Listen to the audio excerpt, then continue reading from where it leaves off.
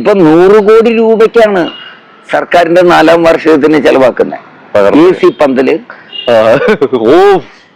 40 കോടി 40 കോടി രൂപ മുടക്കുന്ന AC പന്തല് വെക്കാൻ. AC അതായത് കൂളിംഗ് ആശാവർക്കർമാർക്ക് തൊഴിലാളികൾക്ക് കാശ് കൊടുക്കാതെ അവരുടെ തൊഴിലിന്റെ വേതനം കൂട്ടാതെ ഈ പറയുന്ന 42 കോടി രൂപയോളം മുടക്കിയിട്ടാണ് വാർഷികാഘോഷം നടത്തുന്നത്. അത് മുഖ്യമന്ത്രിയുടെയും മറ്റ് നേതാക്കന്മാരുടെയും ഫോട്ടോ വെച്ച ഫ്ലെക്സ് വെക്കാൻ 26 കോടി രൂപ 36 കോടി രൂപ പ്രായോഗിക 40 കോടി രൂപ പന്തൽ പണിയാൻ, അതും കൂൾപ്പന്തൽ.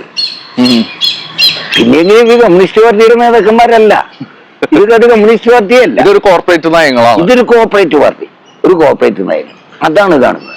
ഈ സമരം ശരിക്കൊരു ജനകീയ സമരമാണല്ലോ ഏട്ടാ. തീർച്ചയായിട്ടും ഒരു ട്രേഡ് യൂണിയൻ സമരമായി തുടങ്ങുകയും കേരളത്തിലെ ജനങ്ങൾ അതിനെ ഏറ്റെടുക്കുകയും ചെയ്ത.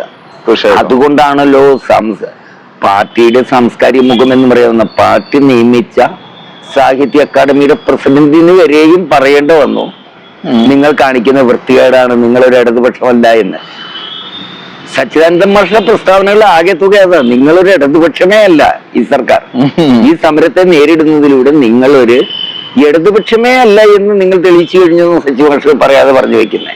ഇതില് മറ്റൊരു കാര്യം ചോദിക്കാനുള്ളത്, ഇപ്പൊ സ്വാമിയൊക്കെ ആ ഒരു കാലഘട്ടം തൊട്ടിട്ട് തൊഴിലാളികൾക്ക് വേണ്ടി സമരങ്ങളും കാര്യങ്ങളൊക്കെ കണ്ട് വന്നിട്ടുള്ള ആൾക്കാരാണല്ലോ.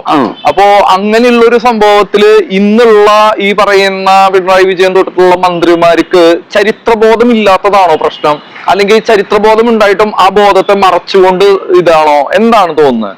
അവർക്ക് ചരിത്രബോധം